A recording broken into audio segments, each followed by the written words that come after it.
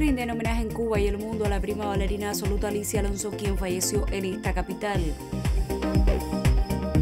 Conmemora este viernes la Asociación Hermanos Aiza el aniversario 33 de su fundación. Y Cuba recuerda hoy al relevante escritor y dramaturgo Virgilio Piñera en el aniversario 40 de su desaparición física.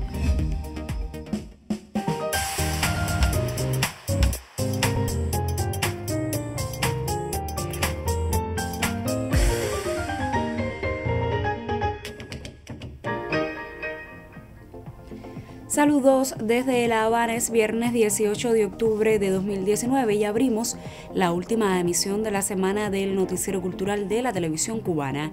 El Ministerio de Cultura informó este jueves que las honras fúnebres de la prima bailarina absoluta Alicia Alonso tendrán lugar el próximo sábado 19 de octubre en el Gran Teatro de La Habana, que lleva su nombre, a partir de las 9 de la mañana. Nuestro pueblo podrá acudir a rendir tributo a su gran artista. De acuerdo con la voluntad de sus seres queridos, sus restos serán inhumados ese mismo día en un panteón familiar en la necrópolis de Colón.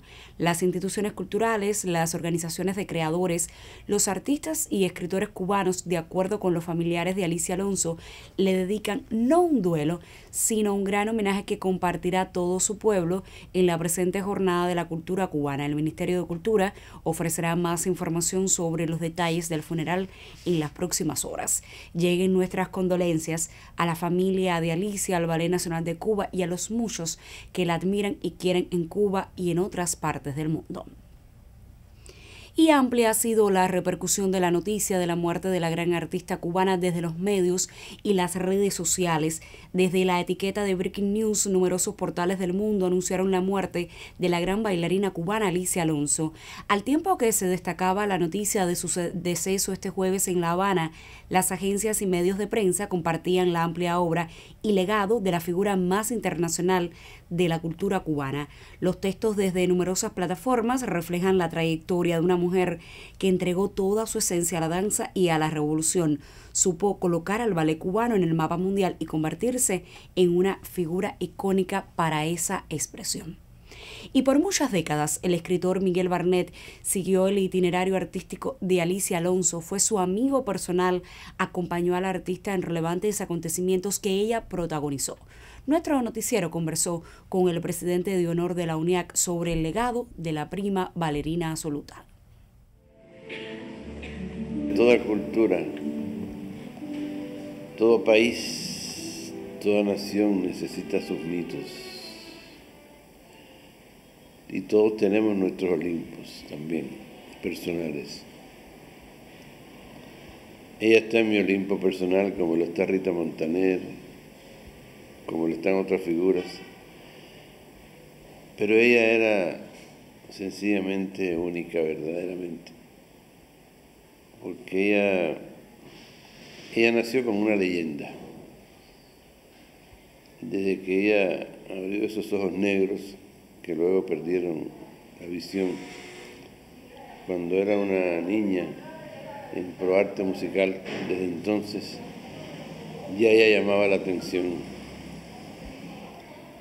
Y nos acostumbramos a Alicia, nos acostumbramos a vivir con Alicia, a que Alicia fuera la primera en firmar un documento contra el bloqueo en favor de los derechos humanos. Esa es la parte, digamos, ética de Alicia, ¿no?, que es muy importante y que quizás muchas personas no conocen, su vocación, como diría Fernando Ortiz, de cubanía, de conciencia de la cubanía con una visión universal. Nunca perdió sus raíces. Esa es la Alicia que yo traté, que yo conozco, con quien yo hablé, a quien yo quise mucho. Y fue la Alicia que nunca nos abandonó. Nos acostumbrábamos a vivir con ella y vamos a tener que acostumbrarnos a vivir con ella, pero no con ella físicamente, porque ella nunca va a desaparecer de nuestro medio, de nuestro ámbito, de nuestro espíritu.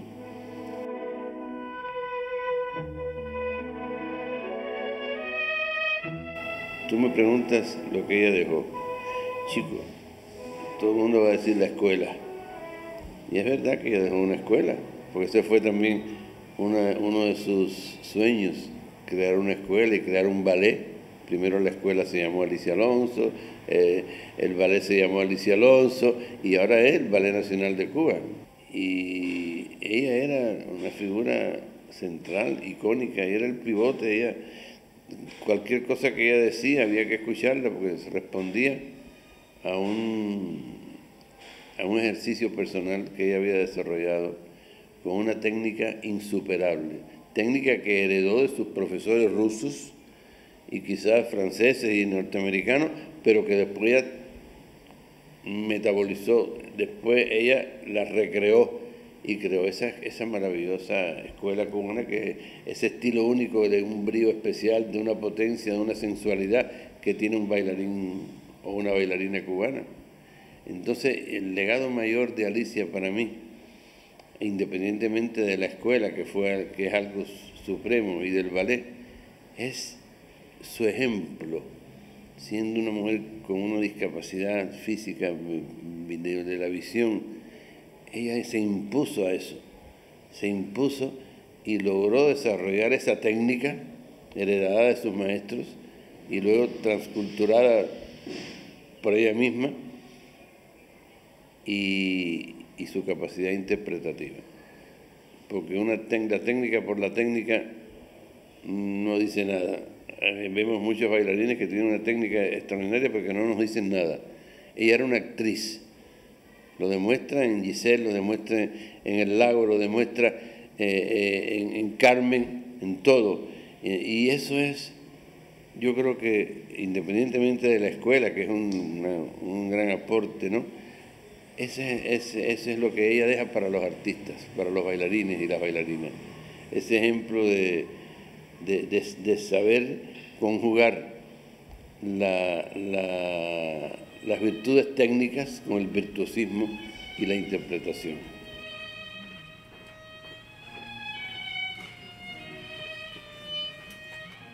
No sé cómo nos vamos a sentir todos hoy en la UNIAC a partir de ahora, muy triste porque, imagínate, en todas las listas, de todos los documentos, de todos los manifiestos, Alicia era la primera. Ahora eso lo vamos a extrañar.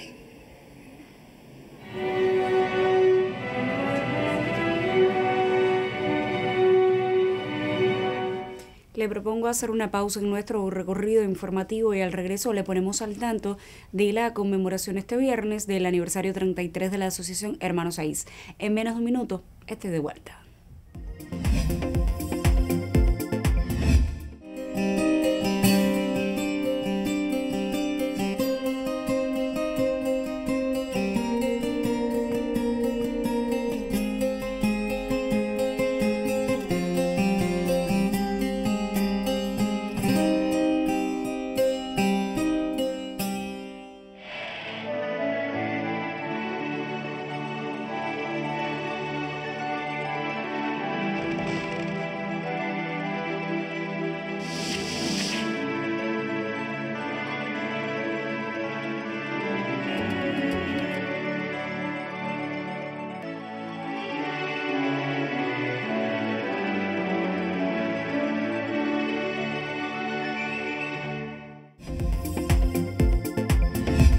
Este viernes cerraron las jornadas de trabajo del Consejo Nacional de la Asociación Hermanos Saiz.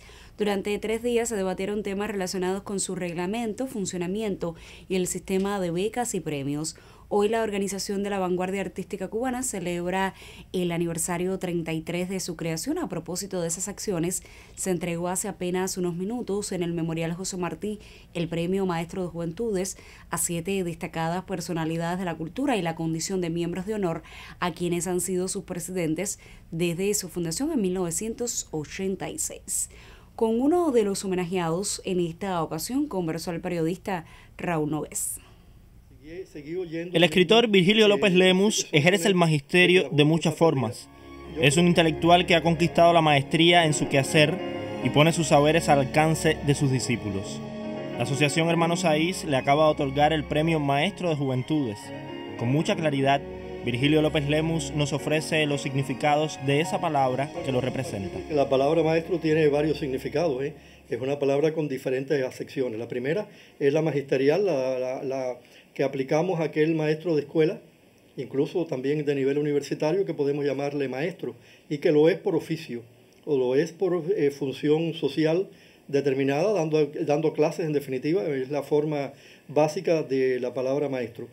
Hay otra acepción que la ha usado José Martí y que ha sido pues, muy usada en otro sentido, que es el de tener un magisterio vivo, el sentido magisterial. Ya el sentido magisterial es una connotación quizás más fuerte de la palabra. Todo el mundo puede ser maestro, no todo el mundo puede tener un sentido magisterial ante la vida. Virgilio López Lemus es poeta, investigador, cuenta con varios libros publicados y tiene en su haber varios premios y reconocimientos. El magisterio asegura no ha sido impedimento creativo. Yo creo que la beneficia. Un % muy elevado de escritores en el mundo y de artistas en sentido general han sido maestros. En cierto sentido, por ejemplo, cuando el artista es también ensayista, pues lo beneficia considerablemente porque organiza sus ideas en el medio explicativo. Cuando el artista es plástico o de otra naturaleza, por lo común suele ser también maestro. El sentido maestro que ha venido desde el medioevo, por ejemplo, de un maestro pintor o de un maestro ebanista, un maestro carpintero, el sentido de aquel que enseña a otro. Con la humildad de los sabios, Virgilio López Lemus asegura que desea ser útil y estar cerca de los jóvenes, mientras sigue adelante creando en la misma medida que pone a fluir las enseñanzas, su experiencia, en la ruta del magisterio. He tratado de ser útil a los demás, pero sobre todo a la gente más joven, a los que vienen detrás de mí, para transmitirles un poco de mi experiencia, transmitirles un poco de lo que yo he logrado apreciar en la vida. Transmitir no quiere decir imponer, y por lo tanto mi sentido de la vida es ese sentido de ser útil, pues me da un poco de emoción, de verdadero orgullo pensar que otras personas piensen que yo soy un maestro.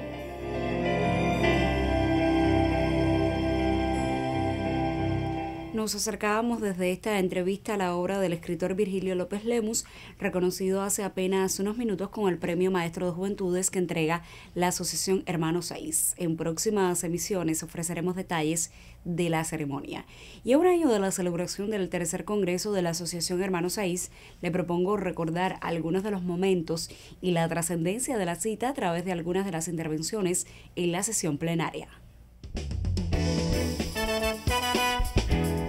En octubre de 2018, la Asociación Hermanos Saiz celebró su tercer congreso para discutir sobre la realidad de los jóvenes artistas cubanos. Los delegados se refirieron, entre otros temas, al funcionamiento de las casas del joven creador en el país, la calidad de la enseñanza artística, la relación con las instituciones culturales, las estrategias de promoción y el rol de los jóvenes artistas e investigadores en la Cuba de hoy. Quisiera agradecer que en este año de profundos cambios se desarrolle el Congreso de la Asociación para permitirnos al sector de los jóvenes artistas cubanos estar a tono con todas las transformaciones y poder dirigir nuestras opiniones no solo a la parte artística, sino también a todas aquellas dinámicas que de país también nos interesan. Cada acción que hacemos es importante y suma a un grupo pequeño de personas, pero tenemos que sumar ahora mismo a un país. Si estamos dedicando este plenario a los 150 años del inicio de la lucha de independencia, algo que he insistido en mucho tiempo es rescatar la figura del héroe. Nosotros que trabajamos con niños, con adolescentes y jóvenes, tenemos que insistir en el acercamiento del héroe cubano a ese niño que muchas veces está buscando un símbolo fuera de nuestro país. En estos días hemos hablado de poner a disposición del Ministerio de Educación la obra de nuestros jóvenes escritores. Esta acción conduciría a enriquecer los libros de textos y estimular el hábito de la lectura desde edades tempranas. La Asociación Hermanos Saiz es fruto de esta revolución esencialmente cultural y social, por lo que su compromiso está ligado a la patria y los principios que defiende. Tenemos que estudiar cómo los símbolos culturales simbolizan, luchar contra el enfoque de una cultura eventista, ferial, vista únicamente como servicio. Los intelectuales de domingo, los artistas mercaderes no tienen cabida en la circunstancia vigente y futura que proyecte una organización como la nuestra. Hay que cuidarnos de no ser los filántropos de la mediocridad. La vanguardia, como he repetido muchas veces, no implica solo un vínculo con la militancia política, en nuestro caso irrenunciable, sino actuar inducidos por una ética y una conciencia en crecimiento. Coincido con lo que se decía anteriormente de la necesidad de articular equipos de trabajo multidisciplinarios que permitan precisamente un diálogo entre sociólogos, entre historiadores del arte, por supuesto, entre artistas, entre creadores, que permita, pues básicamente, entender los procesos artísticos. La creación es solo la primera parte del proceso, implica necesariamente ver cómo se resecciona el producto cultural. La vanguardia tiene que verse como sujeto, no como un objeto. Hay que empoderarla. Hay que hacer que verdaderamente pueda tener ese papel transformador y estar dispuesto a que sea protagonista, aunque en todo no comparta exactamente las mismas ideas. Por supuesto, siempre y cuando estemos de acuerdo en cuestiones de principio. El gusto de la gente no surge espontáneamente, el gusto de la gente se educa, y se educa muchas veces por los grandes consorcios de producción de enlatados culturales que lo que los hacen consumir y en lo que los forman es en ese gusto. Cómo llegar a esos sectores también de la nación es un reto que tenemos y tiene que ser parte del proceso de formación de la jerarquía. Y yo creo que la cultura, y no estoy siendo exagerado, es el campo de batalla donde se está decidiendo hoy el destino de esta nación en este proyecto social, porque se está decidiendo en la conciencia de los hombres. Y cuando un proyecto se pierde en la conciencia de los hombres, aunque el Estado siga siendo dueño de los medios de producción, aunque sigamos diciendo que es socialismo, ya perdimos por completo todo lo que habíamos construido, señores, y esto está condenado al fracaso. Nos preocupa la relación de la asociación con las tradiciones regionales, nos preocupa la defensa de la historia del pensamiento cultural cubano, nos preocupa la defensa de una ética social. Los asociados que están y los que vengan, queremos que mantengan la honestidad intelectual. Es necesario un cambio de mentalidad en muchos de nuestros dirigentes. Nos piden que tengamos confianza en las instituciones. Si no la tendríamos, no estaríamos hoy aquí. Pero esa confianza hay que alimentarla con acciones concretas y productivas. No puede ser que seamos escuchados de congreso en congreso. Tenemos que crear un mecanismo permanente de trabajo con las instituciones que nos permita sistematizar nuestra participación en la construcción diaria de la política cultural de la revolución. Mi propuesta es utilizar la fórmula de los consejos asesores de artistas, donde no solo se discutan los temas logísticos y del mejoramiento de nuestras condiciones materiales de creación, sino que sobre todo se hable de pensamiento. Y tiene que ser un espacio que busque desde la diversidad de criterios el necesario consenso que ayude a distinguir el camino que tenemos que recorrer todos juntos para llegar a la Cuba que queremos. Luego de la cita de octubre, la Dirección Nacional electa asumió los reclamos del Tercer Congreso como guías esenciales para conformar la nueva hoja de ruta durante los próximos 5 años. Los desafíos están planteados. Los asociados esperan contar con una organización que se comporte a la altura de su tiempo y de los creadores que representa.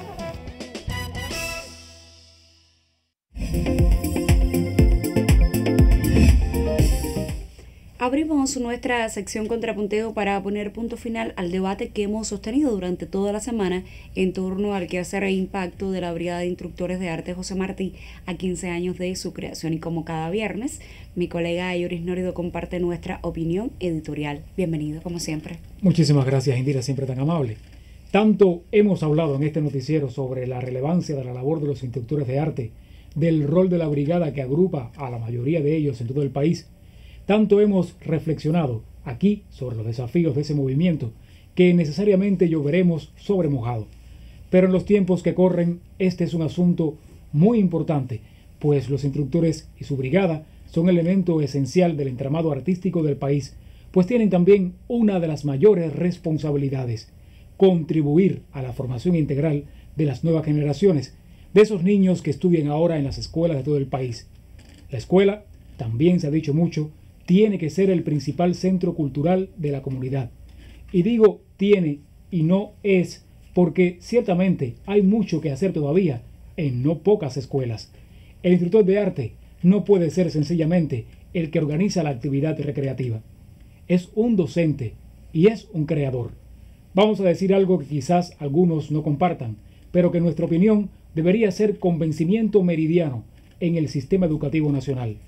Tan importante como las matemáticas, la lengua, la historia y la educación física es el arte. Hay que educar en el arte. No basta la sensibilidad, aunque la sensibilidad por supuesto es vital, hace falta también conocimiento, herramientas para disfrutar plenamente ese inmenso acervo. A 15 años de su creación, la Brigada José Martí mantiene sus objetivos. Tiene que propiciar la permanente superación profesional de sus miembros y afianzar las alianzas, ese trabajo conjunto entre el Ministerio de Educación, el Ministerio de Cultura y sus instituciones, de manera que la escuela y las casas de cultura, que también son centros docentes, sean espacios para la promoción del mejor arte entre los niños.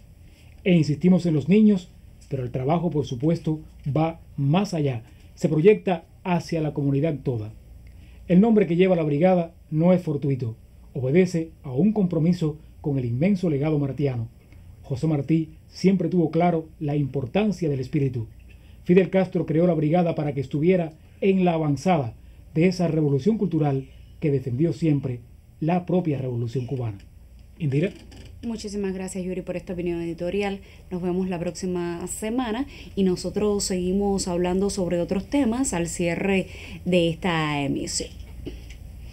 Cuba recuerda este 18 de octubre al escritor y dramaturgo Virgilio Piñera en el aniversario 40 de su muerte. Al cierre de esta emisión nos acercamos a su obra y legado.